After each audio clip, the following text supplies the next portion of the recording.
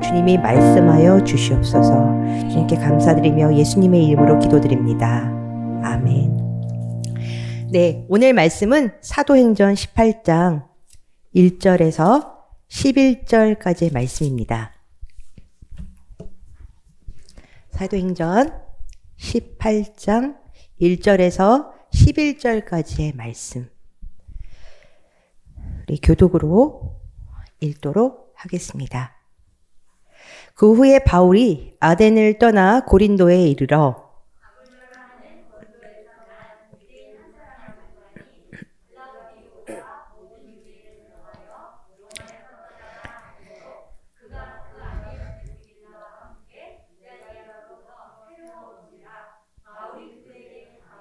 생업이 같으므로 함께 살며 일을 하니 그 생업은 천막을 만드는 것이더라.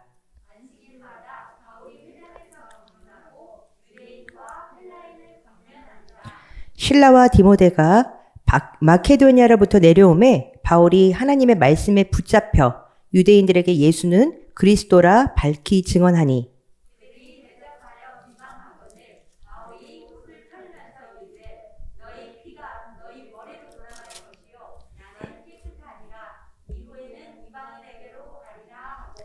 거기서 옮겨 하나님을 경외하는 디도 유스도라 하는 사람의 집에 들어가니 그 집은 회당 옆이라.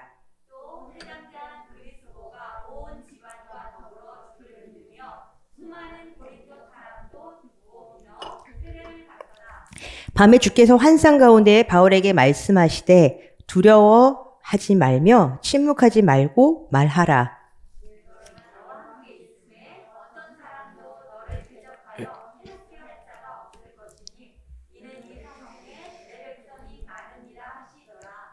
같이 읽겠습니다. 1년 6개월을 머물며 그들 가운데서 하나님의 말씀을 가르치니라. 아멘. 1절에 보니 그 후에라는 말씀이 나옵니다. 그렇게 시작하죠. 그 사건이 일어난 곳은 아덴이었고 이 사건이 있은 후에 바울은 고린도로 옮겨가게 됩니다. 고린도로 옮겨갔을 때 그 전에 사역을 아덴에서 하고 있었는데 그렇게 생각만큼 많은 열매들을 맺지 못했던 것으로 보입니다. 물론 하나님께서 마지막 절에 77절, 33절, 34절 보면 믿게 하는 자들을 이렇게 허락하셨지만 생각했던 것만큼. 그래서 아마 사도 바울은 그렇게 기쁜 마음으로 고린도로 오지 않았을 것이라고 생각합니다. 아마 만약 제가 사도 바울이었으면 어땠을까? 만약 그런 상황에서 옮겨오게 되면 솔직히 말하면 낙심이 되거나 표현하지는 않겠지만 마음이 착잡하고 또 고린도라는 곳이 뭐 알고 있는 동네가 아니라 새로운 곳이죠. 사도 바울에게 지금 선교를 위해서 지금 옮겨 다니고 있는 중이어서 어디로 어떻게 무엇을 먹고 살아야 하나 이것도 고민이고 그러는 가운데 2절을 보니까 그와 마찬가지로 사도 바울도 어떻게 보면 황당한 경우인 거죠. 아덴을 오게 된 것도 지금 고린도에 있지만 아덴을 오게 온 것도 아덴으로 오려고 했던 것이 아니라 그 전에 있었던 베레에서 갑자기 쫓겨나게 되므로 아덴으로 옮겨간 거고 또 아덴에서의 사역이 그렇게 또 이렇게 열매가 별로 없는 가운데 고린도로 왔기 때문에 마음이 이렇게 썩 좋지 않은 가운데 있는데 그와 비슷한 상황에 있었던 사람이 있습니다. 바로 브리스길라와 아굴라입니다. 2절의 내용을 잠깐 살펴보면 그는 유대인인데 아굴라가 유대인인데 로마, 이탈리아 지금도 마찬가지로 이탈리아 로마잖아요. 그때 당시 이탈리아 로마에 살고 있었는데 너무나 잘 살고 있었겠죠. 그런데 갑자기 여러 가지 일들이 일어났던 것 같습니다. 유대인들이 가는 곳은 좀 시끌벅적하지 않습니까? 근데 그때 당시 로마는 팍스 로마나 굉장히 평화주의를 선호했던 나라이기 때문에 이런 시끌벅적함이 싫었기 때문에 유대인들 다 나가라. 갑자기 그런 선포가 일어난 겁니다. 우리가 살고 있는데 누군가 우리가 이 도시를 나가야 된다 그러면 얼마나 황당하겠습니까?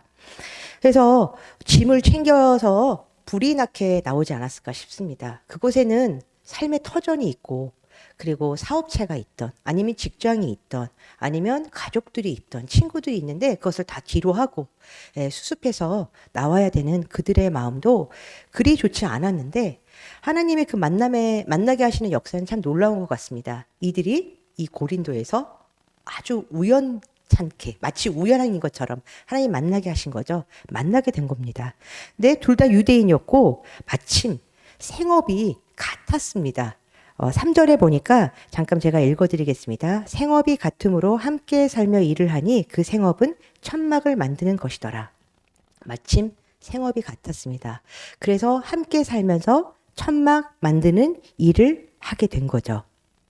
이들이 지금 있는 곳은 지금도 고린도라는 곳이 있죠. 그리스 지역을 얘기하죠.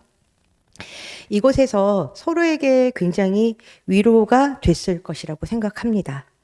어쨌든 중요한 거는 뭐 주중에 그렇게 생업을 위해서 일을 하고 그리고 안식일이 되면 사도 바울은 말씀을 전하는 일을 회당에서 했죠. 사도 바울의 선교 3대 원칙, 보통 우리가 지은 거죠. 3대 원칙은 로마로, 모든 길이 그때 당시 로마로 향했죠. 그 로마로 가는 큰 길을 중심으로 만나는 큰 도시들, 마치 고린도, 에베소와 큰 도시를 중심으로 사도 바울은 사역했고 거기에 있는 유대교의 유대인의 회당에서 말씀을 선포했죠. 사도 바울이 이 텐트를 만드는 기술을 갖게 된 거는 유대인의 랍비였잖아요. 율법학자였죠. 이 사도 바울도 율법 학자 그 학교에서는 생도들에게 율법을 가르치면서 한편으로는 기술을 가르쳤다고 합니다. 그래서 이 기술을 습득했고, 그리고 랍비들의 어떤 말들에 의하면 이제 자녀들에게 직업을 가르치지 않는 자는 그가 도둑이 되도록 가르치는 것이다. 이런 것들이 그들 안에 어떤 격언들이죠. 그래서 이것들을 히브리 가정 안에서 이렇게 갖고 직업을 갖도록 이렇게 했던 것이 아주 보편적인 가르침이었던 것으로 보입니다. 그래서 사도 바울도 어쨌든 브리스길라와 아굴라와 같은 이제 기술을 갖고 거기에서 일을 하면서 말씀을 전하고 있는데 5절에 굉장히 기쁜 소식이 갑자기 들려온 겁니다. 5절을 다 같이 읽도록 하겠습니다. 실라와 디모데가 마케도냐로부터 내려오매 바울이 하나님 말씀에 붙잡혀 유대인들에게 예수는 그리스도라 밝히 증언하니. 지금 우리가 읽고 있는 이 전도 여행은 2차 전도 여행입니다. 사도행전에 나타나는 전도 여행은 세 번의 전도 여행이 나타나죠. 1차는 바울과 바나바가 처음에 안디옥으로부터 선교사로 가라고 해서 같이 소아시아 지방을 중심으로 전도를 하고 돌아왔고, 다시 2차 전도 여행을 꾸미려고 이제 계획하고 있는데 둘이 사이가 안 좋아졌죠. 마가라는 그 아이를 데려갈 것이냐 말 것이냐로 마음이 갈려서 결국 바울은 신라라는 자를 택해서 이제 전도 여행을 떠나게 됩니다. 근데 그때 당시는 순례 전도를 많이 했죠. 이렇게 말씀 선포들을 많이 했잖아요. 그동안 1차 전도 때 세웠던 그 도시들을 다시 가서 그들이 잘 있는지 한번 살펴보자. 이런 마음으로 신라와 바울이 갔는데 아마도 1차 전도 여행 때 디모데를 만났던 것으로 보입니다. 그래서 그곳을 지나다가 만난 디모데를 너무 마음에 들어서 굉장히 칭찬받는 형제였죠. 젊은이였죠. 그래서 함께 가자라고 했고 그때부터 같이 동반 여행을 가게 됩니다. 선교 여행을 가게 됩니다. 그런데 2차 전도 여행 때 하나님께서 사도 바울이 나름 기도하면서 루트를 정했을 텐데 그 루트를 계속 바꾸시는 겁니다. 많이 답답했을 것으로 보입니다. 그래서 결국엔 본인이 원하는 쪽으로 가지 못하고 하나님이 드로어라는 곳으로 옮기셔서 그곳에 있는데 환상 가운데 나타나죠. 마케도냐라고 가라는 메시지와 같은 마케도냐 사람이 이렇게 부르는 그런 환상을 보고 하나님이 마케도냐로 가라고 하시는구나. 내가 이제 지금의 유럽, 그때 당시 이제 마케도냐 지역으로 넘어가자. 그래서 그리스로 넘어가게 된 것입니다. 그래서 빌립보에서 이제 굉장한 일을 당하죠. 옥에 갇히고 얻어맞고 막 이런 일을 당하고 또 물론 열매를 맺습니다. 그리고 나서 간 곳이 데살로니카였죠. 거기서 3주 머물면서 막 이렇게 복음을 전하는데 그곳에 유대인 아주 강력한 반대주의자들. 원래 바울도 그런 사람이 아니었습니까? 강력하게 반대를 하고 막 소동을 일으키니까 어쩔 수 없이 쫓겨나게 됩니다. 그래서 베레아로 갔는데 베레아에서 조금 뭔가 활동을 하려다 보니까 데살로니카에 있었던 그 폭동을 일으켰던 소동을 일으켰던 그들이 다시 막 몰려왔기 때문에 급작스럽게 쫓겨났는데 그때 당시 사도 바울만 쫓김을 같이 안 있었는지 어떤지는 잘 모르겠지만 홀로 아덴으로 갈 수밖에 없었던 겁니다. 그때 당시에 이렇게 나뉘게 된 거죠. 그리고 아덴에 가서 혼자 또 뭔가 사역을 하다가 고린도로 갔는데 이렇게 마침 브리스길라와 아굴라를 만났죠. 그리고 이제 안식일에는 말씀을 선포하고 또 주중에는 일을 하면서 생활하고 있는데 그들이 거기로부터 돌아오게 됩니다. 얼마나 기뻤을까요? 같이 정말 힘을 합쳐서 함께하고 싶은 그 동역자. 그리고 마음이 무거웠을 것 같지 않습니까? 지금처럼 전화가 잘 되는 것도 아니고 카톡을 할 수 있는 위치도 아닌데 그들이 정말 안전할까? 안전하게 올 수 있을까? 이런 걱정들이 있었을 수도 있고요. 정말 함께 있으면 좋겠다. 이런 어떤 소망들이 있었을 텐데 그 소망을 하나님 이루신 거죠. 그래서 굉장히 뜰뜻이 기뻤을 것 같습니다. 그래서 우리가 한번 5절을 다 같이 읽겠습니다. 실라와 디모데가 마케도니아로부터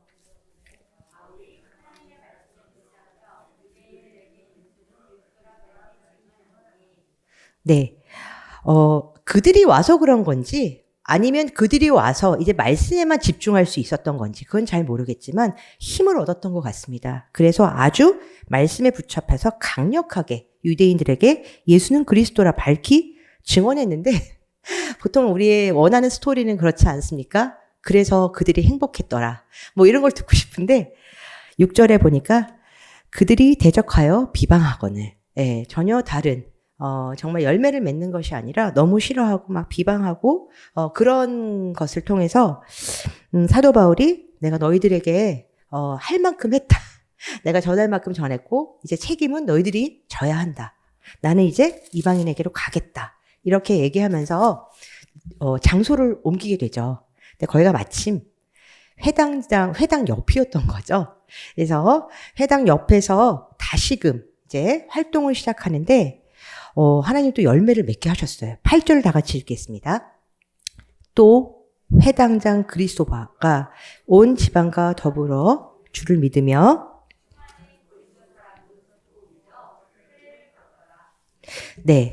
정말 귀한 역사들을 하나님이 허락하셨죠. 와 멋지다 라고 생각할 수 있는데 우리 주님은 정말 우리 마음속 깊이 있는 부분들을 보시는 것 같습니다.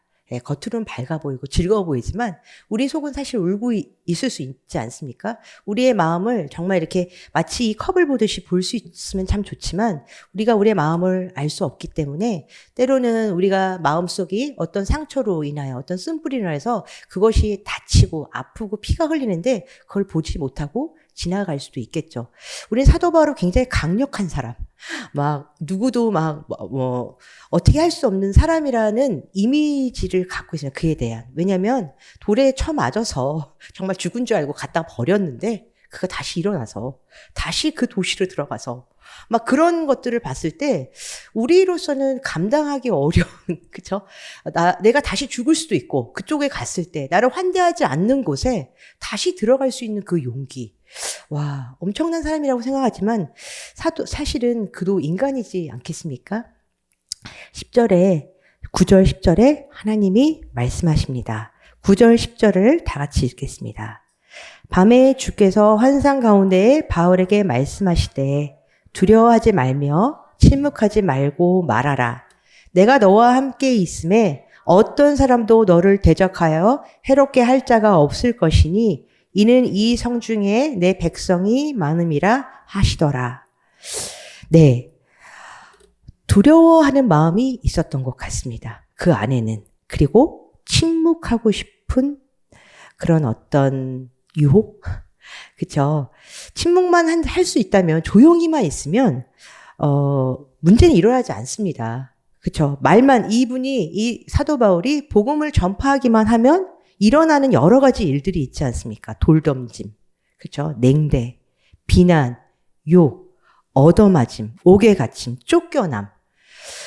우리가 너무 이걸 뭐 강력하게 얘기할 필요는 없지만 불편함이 있는 거죠. 우리가 복음대로 살아가고자 할 때, 복음을 선포할 때 두려움, 또 아픔, 입만 다문다면, 침묵만 한다면 우리가 누릴 수 있는 안주함, 편안함, 대접받음, 더 나아가서 환대, 뭐 우대를 받을 수 있는 건데 이것을 한다면 굉장히 내게 주어질 여러 가지 불편하고 또 뭔가 손해를 보는 삶이 이루어질 수 있는 그런 요소들이 있기 때문에 아마도 사도 바울도 뭐 아주 겁쟁이는 아니지만 그런 마음에 생각들이 왜 없었을까요? 그죠? 그 안에 여러 가지 마음들이 드는데 하나님께서 말씀하시죠. 두려워하지 말아라. 침묵하지 말고 말하라. 라고 얘기하시죠. 더 중요한 거는 그거로 끝났으면 별로 위로가 안 됐을 텐데 내가 너와 함께 할 것이다. 라고 얘기하시죠. 그 누구도 너를 대적하고 해롭게 할 자가 없을 것이다. 내가 보호하기 때문에 그리고 이곳에 백성이 많다. 정말 그를 보호할 수 있는 백성이 많았을 수도 있고요. 아니면 정말 전도에서 맺게 될 많은 열매들이 있다고 또 해석할 수도 있겠죠. 어쨌든 많다라고 얘기하셨습니다. 사도 바울만 이런 삶이 어려웠던 건 아니지 않습니까? 우리의 삶에도 고난과 불편은 늘 있습니다. 저도 정말 요사이처럼 이렇게 바쁜 나날이 없은 것 같습니다. 나름 오래 살았다고 생각하거든요. 저도 이제 반백살이지 않습니까? 그런데, 나름, 그 시즌마다 바빴지만, 정말 이렇게 정신이 없는 삶은 한 1년 가까이 너무 정신이 없고, 좀 많이 피곤하다. 특별히 이제 요번 6월, 7월은 저에게, 정말 강력한 폭풍과도 같은 시즌이라고 볼 수 있는데, 우선은 제가 6월 30일 날, 목사고시 이제 논술을 봐야 됩니다. 제가 이제, 5과목을 보는데, 4과목을 통과했는데 마지막 논술을 통과를 못했습니다. 그래서 어쨌든 논술을 봐야 하는 입장이고 7월에 다시 이제 마속으로 이사를 들어와야 되는데 그냥 몸만 쏙 들어왔으면 좋겠는데 그 안에 좀 고쳐야 되고 작업해야 될 것들이 있다 보니까 그거에 관련된 일들이 그렇게 말처럼 쉽지가 않더라고요. 그래서 그분들을 또 만나야 되고 그것들을 해결해야 되는 일들. 그러면서 제가 또 마치 사도 바울과 같이 텐트메이커의 삶을 살고 있지 않습니까? 세상의 일들. 그 일도 굉장히 녹록지 않은 것 같아요. 그 일들을 하면서 이렇게 사역을 같이 하면서 뭐 멀리까지 갈 필요 없이 이번 월요일부터 수요일까지 마침 쉬는 날이었는데 진짜 날씨가 좋았잖아요. 요새 날씨 너무 좋죠. 그런데 마침 그때 시간이 맞아서 논술 세미나가 4강이 열렸는데 2강은 그 전에 제가 코로나가 걸리는 바람에 너무나 감사하게도 그때 들을 수 있었고 시간이 안 맞아서 계속 못 듣고 있다가 요번에 쉬는 날이었잖아요. 월요일 날. 그래서 월요일하고 화요일 날은 제가 일하는 곳에 잠깐 양해를 구하고 그 시간을 좀 빼주십시오. 8시부터 11시까지 세미나를 들어야 되는데 좀 양해를 해주십시오. 그래서 양해를 받고 그 일을 할 수 있었던 것 같아요. 그래서 이제 월요일 날 막 끙끙대면서 그 논술을 이제 적어 나간다고 막 하고 밤에 세미나를 듣고 어제도 이제 하루 종일 일을 했죠. 그리고 밤에 들어와서 다시 8시에 끝나서 8시부터 다시 세미나가 시작하는데 세미나에 들어와서 세미나를 듣고 또 오전에 잠깐 오늘 수요설교 말씀을 준비하고 또 중간에 또 나가서 일을 하고 그리고 여기 오면 되겠다 이렇게 생각했는데 그 와중에 또 저희 이제 제가 들어가야 될 그 세입자한테 연락이 온 거예요. 그분한테는 굉장히 급한 일이겠죠. 전화 통화가 가능하시냐고 좀 빨리 나가야 되는데 저희 집에 이제 들어갈 집이 2층인데 그 앞에 나무가 하나 있었어요. 근데 그 나무가 제가 6년 동안 그 집을 이제 빌려줬기 때문에 그동안 나무가 엄청나게 자랐대요. 그래서 그전에는 사다리차를 껴가지고 집으로 들어올 수가 있었는데 이 나무가 너무 커가지고 사다리차를 넣을 수가 없다는 거예요. 그래서 요지는 그 사다리차를 쓸 수 없음으로 인해서 엘리베이터를 사용해야 되는데 엘리베이터 사용료가 또 7만 원이라는 거예요. 그러니까 그분한테 너무 아까운 거죠. 왜냐하면 들어올 때는 문제없이 들어왔는데 이 나무 때문에, 이 나무 덕분에 내가 그 7만 원을 쓸 수 없다. 그래서 그럼 제가 어떻게 해야 됩니까? 그랬더니 당신이 주인이지 않습니까? 당신이 자기도 한번 난리를 쳤대요. 당신의 말에 힘이 필요합니다. 그래가지고 제가 나가야 되는데 전화를 이제 붙잡고 안 해줄 수는 없잖아요. 그분도 지금 막 여러 가지로 어려운 상황에서 그래서 사장이 이렇고 이러니까 이렇게 좀 해주십시오. 했더니 나무를 뽑을 수가 없답니다. 몇 천만 원이 걸리는데 저희 집뿐만 아니라 여러 군데 나무가 있을 거 아니에요. 그래서 뽑을 수가 없습니다. 그래서 이제 여러 가지 말을 통해서 그거를 이제 내고를 하려고 하는데 뭐 나무를 뭐 이렇게 깎으려고 해도 내년에 할 거고 다 이제 다 뒤에예요. 그래서 이제 여러 가지 이제 상황을 또 이제 말씀을 전해드렸어요. 그랬더니 동장님 전화번호를 또 가르쳐 달라고 하시더라고요. 자기한테 안 가르쳐 준다고. 해도 동장님 전화를 가르쳐 주십시오. 했더니 아예 소장님을 바꿔주시더라고요. 사정을 또 한 20분가량 예, 일을 가는 동안 전화기를 들고 이래서 이랬습니다. 그리고 아마 그분이 전화 갈 겁니다. 그러고 나서 일을 하고 있는데 그제 세입자분이 또 연락이 오셨더라고요. 물론 전화는 못 받았죠. 일이 끝나고 다시 전화 통화했더니 난리를 쳤습니다. 그래서 7만 원을 4만 원으로 깎긴 했습니다. 막 이제 이런 얘기들을 하면서 제가 생각지도 않은, 내가 내 삶에 내가 이런 전화를 받을 거라. 물론 이게 뭐 큰일은 아니지만 내가 어떤 계획한 대로 참 인생이라는 것이 돌아가지 않는구나. 좀 이렇게 저도 좀 앉아서 이렇게 말씀을 좀 잘 준비하고 이렇게 올 생각이었는데, 막 이런 일들이 막 터지고 안 해줄 수 없다 보니까 너무 이제, 참 쉽지 않다. 그런데, 저뿐만이 아니라 선도님들의 삶도 오늘의 삶뿐만 아니라 내일의 삶도 예측할 수 없는 불투명한 삶이죠. 오늘의 일이 잘 됐다고 해서 내일의 일이 잘 된다는 보장이 없고요. 오늘 내가 행복했다고 해서 내일 행복하다는 보장도 없습니다. 두려움이 생길 수 있죠. 그리고 위축되고 아까 사도 바울이 얘기한 것처럼 침묵하고 싶고 안주하고 싶고 찌그러져 있고 싶고 편안하고 싶고 그쵸 그냥 격려받고 싶고 환대받고 싶은 이런 뭔가 그런 마음에 항상 그것 때문에 주저하는 마음들이 우리 안에도 있을 것이라 생각하고 사도 바울도 그런 마음이 있을 것이라고 생각합니다. 어저께 제가 이제 세미나를 이제 준비하면서 막 이렇게 써서 정말 모범답안처럼 나름 써서 이제 칭찬을 받을 것이라고 생각하고 다 답을 냈는데 한 16분의 전도사님이 주무를 만났죠. 다 냈어요. 근데 마치 하나님 저한테 말씀하시는 것 같았어요. 우리 전도사님이 굉장히 좋은 말을 여기다 갖다 많이 썼네요. 그런데 그렇게 사실 것입니까? 쓰신 대로 사실 겁니까? 굉장히 멋지게 쓰셨어요. 근데 그것이 칭찬처럼 들리지 않고요. 저한테 하나의 부담감, 그리고 하나님이 정말 이렇게 뭐 목사고시를 통과하고 이런 것이 아니라 네가 정말 쓴 대로 그렇게 살아가기를 소망하고 정말 그런 삶을 살 수 있겠냐. 근데 그렇게 쓴 내용은요, 뭐 십자가의 삶, 뭐 아니면은 대신 거지, 뭐 문중경 전도사님이 대신 거지 역할을 하셔 거지를 위해서 막 동냥했던 뭐 그런 내용을 막 썼거든요.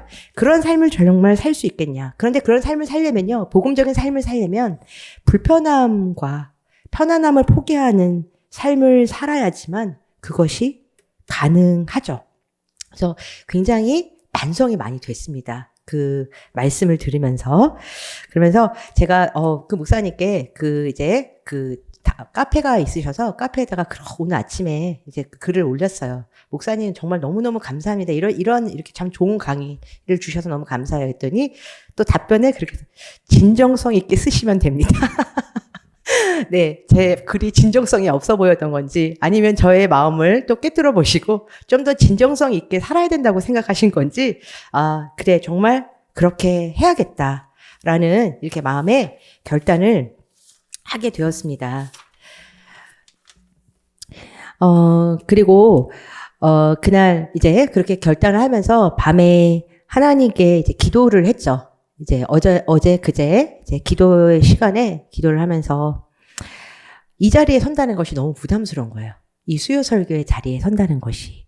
그러니까 뭔가 나름대로 시간을 쪼개서 이렇게 준비를 했는데 준비가 내가 원하는 만큼의 어떤 준비, 그렇잖아요? 그런 준비가 안 됐다는 생각이 드니까 정말 이렇게 참 그렇다. 좀 더 근데 잘 준비하고 싶은 마음이 도대체 뭘까? 제 속마음을 좀 들여다봤어요. 진짜 하나님의 정말 마음을 갖고 하나님의 눈을 갖고 내가 정말 하나님의 마음으로 그것들을 정말 선포하고 싶은 마음이 있는 건지 아니면 정말 그럴듯하게 준비해서 아까 막 논술을 막 그럴듯하게 막 제가 써서 막 칭찬받고 싶어가지고 막 뭐 그렇게 써서 내서 정말 그럴듯하게 쓰셨네요. 한 것처럼 정말 너무너무 참 설교 잘하시네요. 뭐 아니면 정말 인정받고 칭찬받고 싶은 욕구가 내 안에 가득 찼던 건 아닌가. 이런 것들을 돌아보니까 그런 마음이 없었다고는 볼 수 없겠더라고요. 이 부담이 정말 하나님의 말씀을 제대로 전하고 싶은 한 부담은 있었겠죠, 당연히. 근데 그 부담보다는 뭔가 인정받고 싶고 대접받고 싶은 이런 욕구가 내 안에 있었구나. 그래서 그것을 내려놓겠습니다. 주님 정말 내려놓고 싶습니다. 내려놓고 싶다고 해서 내려놓아지는 건 아니지 않습니까? 끊임없이 그런 것들은 올라오니까요. 정말 편하고 싶고 조금 쉽게 가고 싶고 조금 누리고 싶고 조금 막 안주하고 싶고 그러면서 제가 또 인테리어를 하면서 정말 무슨 비싸게 가는 건 아닙니다. 나름대로 고쳐야 될 것들 고치는데 그 안에서도 막 조금 더 예쁘게 하고 싶은 욕구. 누가 그러더라고요. 착한 가격에 예쁜 것은 없다. 근데 정답이더라고요. 제가 막 어떤 인테리어 업자한테 가서, 진짜 막 말도 안 되는 가격들을 막 얘기하잖아요. 그래서 정말 너무 비쌉니다. 그랬더니 저보고, 물론 이 업계에 계신 분들을 막 제가 뭐 폄하거나 이런 것을 하면, 그럼 지물포에 가시면 되겠네요. 저한테. 그런데 굉장히 불쾌한 거예요. 그분의 표현이, 이 사람들 나를 되게 우습게 생각하는구나. 그래? 나도 할 수 있어. 막 이런 것들 보여주고 싶은 그 마음이 내 안에, 난 그런 사람이 아니야 라고 표현하고 싶은 것이 내 안에 있더라고요. 그래서 그런 어떤 하나님이 정말 영광 받기보다는 내가 드러나고 내가 인정받고 내가 뭔가 정말 환대받고 싶은 이런 마음을 내려놓아야지만 십자가의 길을 갈 수 있겠구나. 우리가 생각할 때 그 십자가의 길은 정말 우리의 말처럼 그렇게 쉬운 길은 아니지 않습니까? 아까 그 마지막 찬양처럼 십자가의 삶은 희생과 고난과 아픔과 그죠? 불편함을 감수할 수 있는 그런 길. 사도 바울도 그런 고민들을 평생 하면서 살았을 거라고 생각합니다. 왜냐하면 내 자아가 매일같이 살아난다고 그도 고백했죠. 그래서 그 자아를 죽이고 하나님이 내 안에 사시도록 하는 삶을 살기 위해서 사도 바울도 정말 기도의 자리에서 정말 그분을 붙잡기 위해서 애썼고 하나님이 그의 마음을 또 붙잡아 주셨다고 생각합니다. 근데 사도 바울은 그 선택의 기로에서 정말 하나님 기뻐하시는 선택을 했다고 봅니다. 했지요. 11절을 다 같이 읽겠습니다.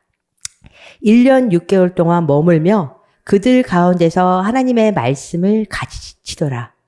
그쵸. 하나님께서 두려워하고 침묵하지 말고 말하라 라고 얘기했을 때 근데 말하라. 정말 네가 잘할 것이다. 파이팅! 막 이런 것이 아니라 내가 너와 함께 할 것이다. 함께 한다는 것이 뭡니까? 도우시겠다는 것이죠. 내가 너를 지지할 것이다. 내가 너를 보호할 것이다. 내가 그것을 할 수 있도록 할 것이다라는 말씀이죠. 사도 바울은 그것을 온전히 받아들였습니다. 하나님 함께 하신다. 세상 사람들, 우린 정말 가까운 사람들이 많죠. 가깝게는 가족, 친구, 영원히 옆에 있을 것 같지만 오늘 사도 바울의 삶을 보면요. 아무리 사랑하는 관계여도요. 하나님이 떨어뜨리시면 떨어질 수밖에 없는 겁니다. 브리스길라와 아굴라도 정말 만날 수 없는 관계였지만 이렇게 흩어지지 않습니까? 그래서 만나게 되는 일이 있었죠. 그래서 정말 그들이 평생 동역자예요. 근데 옆에서 같은 교회에서 동역을 한 게 아니라요. 여기에 고린도에 있다가 그리고 나중에 에베소까지는 같이 가거든요. 그리고 에베소에서 사도 바울은 안디옥으로 돌아가고 이들은 조금 이따 다시 자신의 도시, 그 황제가 다시 들어올 수 있도록 문을 열어주거든요. 자신의 도시로 돌아가요. 로마로. 예. 그쪽으로 돌아가는 일들을 통해서 같이 있고 싶지만 같이 있을 수 없는 거잖아요. 그리워하지만 그리워할 수 없는 존재로. 또 아까 말씀드린 것처럼 2차 전도 여행에서 실라와 디모데와 사도 바울이 어찌 중간에 떨어질 거라고 상상이나 해봤겠습니까? 우리는 같이 이렇게 해서 이렇게 전도 여행을 마칠 거야. 나름대로 어떤 계획을 짤 건데 급작스러운 어떤 사건 때문에 갑작스럽게 이상가처럼 헤어질 수밖에 없었던 상황. 사람들은 그렇게 같이 있고 싶어도 떨어질 수밖에 없지만 우리 하나님은 그렇게 떨어지실 수 있는 분이 아니시죠. 우리가 예수님을 구주로 영접했을 때 그분이 우리 가운데 오셨고 우리를 성전 삼아 우리 가운데 거하시고 그리고 내가 예수님이 승천하실 때도 말씀하시잖아요. 내가 너희와 함께 영원토록 함께 있으리라. 내가 떠난 적도 없고 떠날 생각도 없고 떠나지 않겠다. 네가 나를 받아들인 이상 이 땅의 삶을 너를 지킬 뿐만 아니라 영원의 삶까지 약속하신 주님. 그쵸? 그 주님이 이 사도 바울에게 약속하신 거죠. 그래서 그가 그렇게 하나님의 말씀을 믿고 백그라운드가 돼주신다는 것, 힘이 되어주신다는 것, 내가 함께 한다는 것, 도와줄 거야, 떠나지 않을 거야. 그래서 너의 사역이지만, 너를 통해 하지만, 나의 사역, 하나님의 사역인 거잖아요. 하나님의 성교인 거잖아요. 그 일을 이루리라. 그리고, 그치만 그 길을 간다고 해서 꽃길은 아닌 것 같습니다. 하나님과 걸어갔더니 그 길은 휘황찬란하며 그것은 막 금빠시고 막 모든 것이 잘 되고 막 모든 것이 놀랍게 막 번성하는 길은 아닌 것인데 우리가 생각하는 행복이라는 것 또는 우리가 생각하는 하나님이 기뻐하시는 어떤 번성이라는 것, 형통이라는 거는 우리가 세상적인 어떤 부분과 계속 연관해서 많이 생각하지만 하나님이 생각하시는 형통이라는 것은 십자가의 길이라고 할 수 있겠죠. 정말 예수님이 보여주신 그 희생의 삶, 고난의 삶, 아픔의 삶, 불편이 있지만 그 길을 갈 수 있냐라고 것을 물어보는 거죠. 근데 마침 그 길이 혼자 간다면 정말 외로울 수 있고 정말 고통스러울 수 있고 정말 가기 싫을 수 있는데 주님이 그 길을 함께 해주리라 라고 얘기하시잖아요. 우리가 가장 사랑하는 주님, 때로는 우리 안에 첫사랑이 식어지기도 하고 주님보다 더 사랑하는 것들이 우리 안에 우상처럼 자리 잡아서 그것을 사랑할 때도 있지만 그러나 우리가 정말 주님을 떠나갈 수 없음을 우리가 기도할 때 하나님께 내 마음을 내어드릴 때 깨닫게 되는 것처럼 우리 인생에서 가장 중요한 것이 주님과의 관계 또 주님 앞에 서는 것 그리고 영원토록 주님을 찬양하면서 그곳 가운데 우리가 생각하는 그 본향 가운데 갔을 때도 그렇게 주님과 있는 것이 가장 우리의 행복이지 않습니까? 그 길을 약속하셨기 때문에 그는 그렇게 어려운 삶을 살았음에도 불구하고 그쵸? 매 맞고 욕 맞고 죽을 듯이 쳐맞고 옥에 갇히고 냉대받고 비난받고 막 이럴지라도 그리고 그의 삶이 그 다음에 형통한 것이 아니죠. 어딜 가나 그가 그렇게 살았고 그리고 더한 것을 경험했고 그리고 마지막에 삶이 우리 크리스찬들이 봤을 때 너무나 멋지다. 순교.